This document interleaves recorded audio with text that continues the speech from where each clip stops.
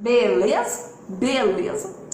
Bom, gente, aí hoje o fato é que nasceu uma estrela. Nasceu a estrela principal, nasceu Jesus. Em Mateus 2 nasceu Jesus. E o que a gente vai perceber aqui? Todo mundo conhece essa história, né? Maria ficou grávida, José aceitou Maria, os 3 reis magos foram avisados. Gente, a gente conhece essa história desde criança, né? Os 3 reis magos foram avisados de que Maria conceberia esse filho. Uma estrela saiu do Oriente. Os reis magos estavam do outro lado do mundo, vamos assim dizer. E eles foram atrás dessa estrela que era de onde viria o Salvador. Eles tiveram um sonho. Olha que interessante. Existe sonho, muitas vezes aqui sendo revelado através de José, recebeu um anjo, né, por sonho, para que ele não deixasse Maria. Agora os reis magos também tiveram um sonho. E aí depois, mais adiante, José vai ter outro sonho. Então, para você ver que Jesus, Deus, ele não fica usando apenas daquilo que a gente pensa que é possível, né? Ele não usa só, ele nos surpreende muito, e muito. Porque o que seria mais viável, até mesmo na cabeça daquele povo religioso da época, né? Eles esperavam que o Messias, né, o Salvador viesse, mas eles não imaginavam que ele ia de repente aparecer ali numa... Ai, gente, agora fugiu o nome. Que ele ia nascer numa manjedoura de qualquer jeito. Eles imaginavam que ele ia ser um rei, né, que ia vir de uma linhagem nobre.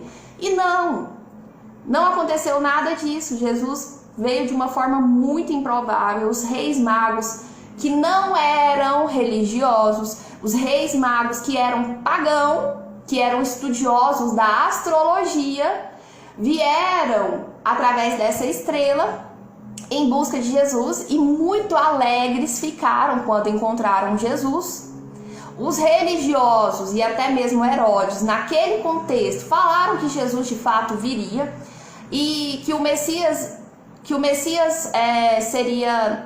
tinha, né, passagens que falavam dessa profecia do Messias nascer em Belém. E aí o que acontece? Herodes ficou pé da vida quando soube desse Messias, né? Ele queria saber cadê esse Messias. Preocupado, na verdade, só com o poder dele, mandou matar um monte de meninos. Vocês devem saber dessa história aí, né? Se quiser saber mais informação, lê lá na Bíblia, Mateus 2, tá? Eu não sou obrigada a ficar lendo tudo e nem te contando tudo. Se ficar curioso, vai lá entender direito. E aí, assim, o que aconteceu? Matou a galera, matou os meninos tudo, achando que ia matar o Messias também, né? E José teve um sonho para não voltar, porque senão Jesus seria morto, que tinha que esperar o Herodes lá morrer para depois eles voltar. Então é essa a história. Mas, resumindo, qual que é a ideia aqui? Beleza, Lorena, tem estrela, tem sonho, tem tudo de improvável, acontece um monte de situação, olha que tristeza, né? Assim, se a gente parar para analisar, você tá esperando o mestre, o salvador, e você tá esperando que isso aconteça de que forma, né? Você espera que venha, assim, de uma forma sobrenatural, tudo mágico, assim, mas veio de uma forma muito fácil? Não. Nem para Jesus chegar aqui na Terra, gente, não foi fácil. E tem gente que quer vida fácil. Mas, né, vai entender. Tem gente aí vendendo facilidades como se tudo fosse muito fácil. Mas, convenhamos, Lorena, acalma-te o coração, senão você vai começar a falar do que não precisa. Voltando, então. Deus, gente, o fato é que Deus não é um Deus só de igreja. O que aconteceu aqui nesse contexto de Mateus 2? Jesus veio e os religiosos daquela época foram... eles perguntaram, né? Herodes virou para aqueles profetas, para aqueles religiosos daquela época e perguntaram sobre Jesus. Eles mesmos não tinham conhecimento de como Jesus surgiria. Os reis magos já tinham conhecimento. levaram presente, já sabia, Jesus já se mostrou para eles através de um sonho, dessa estrela e tudo mais. Então, qual que é a ideia principal aqui? É para a gente entender a simplicidade de Jesus. É para a gente entender a simplicidade de onde Jesus veio. É para a gente entender que Jesus opera onde Ele quiser.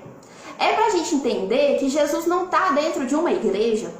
É para a gente entender que quando Jesus veio, a própria igreja não sabia que Ele viria. Os religiosos daquela época, né, os fariseus, saduceus, não sabiam que Ele viria. Quem sabia que Ele viria era um povo pagão, era um povo místico, era um povo que estudava as estrelas, eram astrólogos.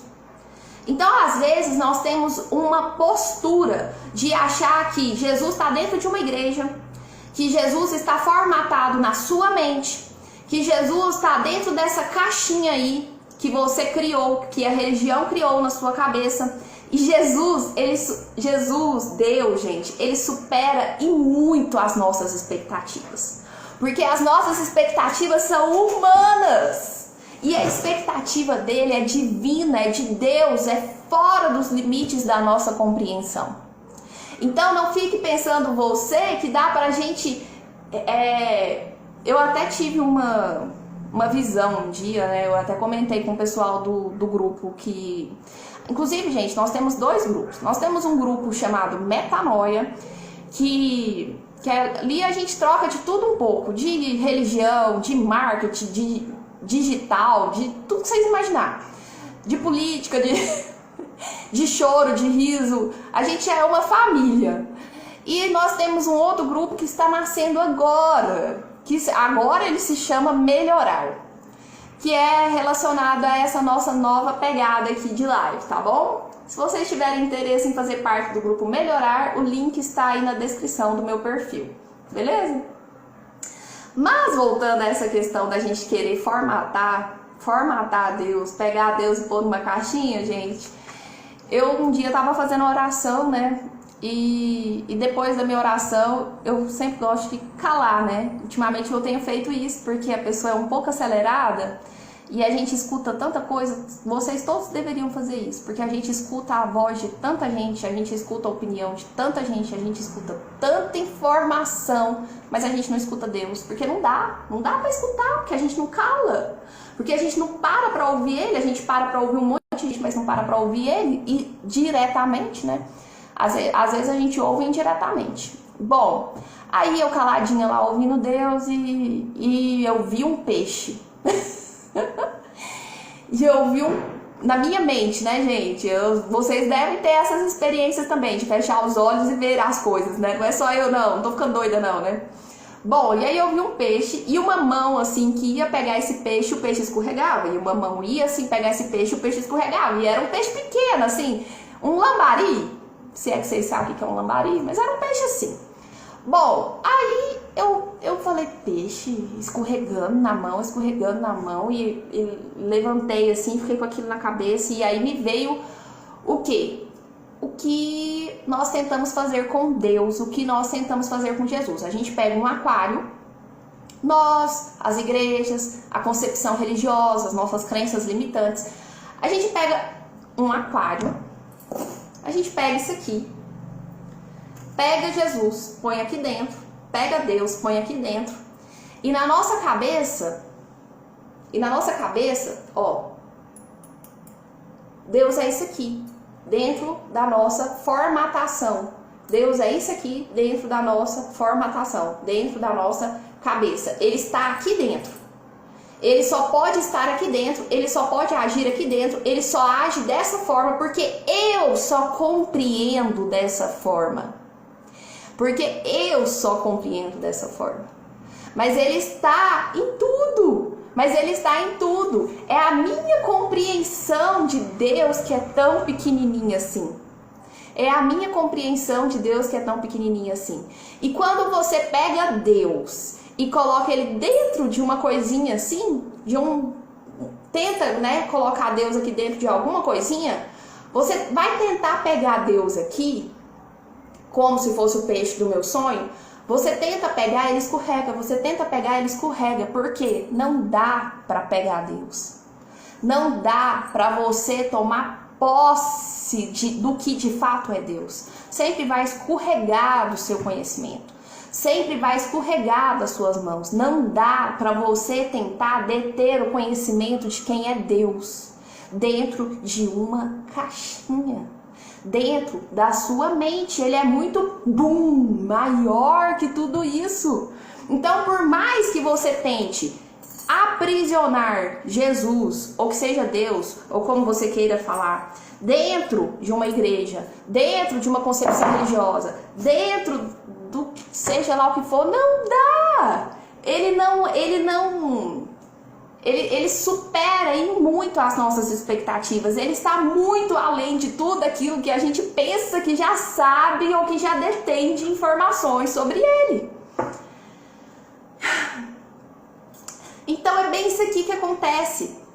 Naquela época, eles pensavam que como já tinha todas as profecias, que já tinha todas as coisas, que eles já sabiam tudo que ia acontecer, todas as formas que ia acontecer, que Jesus estava vendo para os salvos. Mas Jesus só se revelou para o pagão. Jesus se revelou aos magos. Jesus se mostrou aos magos, teve essa revelação para eles da vinda dele.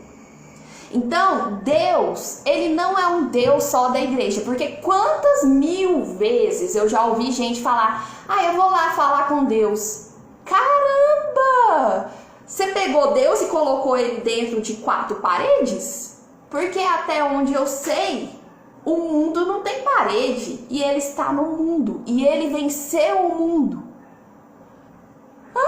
Que palhaçada é essa? E agora? Nessa pandemia que não tá tendo jeito da gente ir pra lugar nenhum. Então você não fala com Deus mais não. E o que eu tô fazendo aqui? Não, a Lorena tá falando sim com Deus porque ela tá em 4 paredes. Pela madrugada. Então Deus não é Deus só da igreja. Ele age sobre os reis, ele age sobre os ocultistas, ele age inclusive sobre você, ele age onde ele quiser. Nessa história aqui da Bíblia, em Mateus 2, ele age em sonhos, ele age em magos, ele age nos astros, ele age nas estrelas, ele age aonde ele quiser. Ele age aonde ele quiser. Ele age em mim, ele age em você e deixa ele agir. E ele age no cenário político, porque olha só, aqui de uma forma direta ou indireta, né? Mas o que gerou em Herodes? Olha o pânico, que só saber que existia a postura de um Messias vindo, a promessa de um Messias vindo, já gerou um pânico em Herodes, ao ponto dele mandar matar as pessoas. Então, o que Jesus gera em você? O que a ideia de se encontrar com Jesus gera em você? Nos magos, gerou alegria. Em Herodes, gerou desespero. O que a ideia de se encontrar com Jesus gera em você? Como que tá esse coraçãozinho aí para se encontrar com Jesus? Tá de boa? Eu tenho intimidade o suficiente para isso? Eu estou resolvido o suficiente para isso? Eu posso falar com Jesus de boa? Porque não precisa de tanto formalismo. Porque não precisa do que a gente pensa que foi estabelecido. Ele se mostra num sonho. Ele aparece numa manjedoura, ele se revela numa estrela, Então, eu tenho liberdade de me expressar. Assim como ele é a pura liberdade, se expressa da forma que bem entender.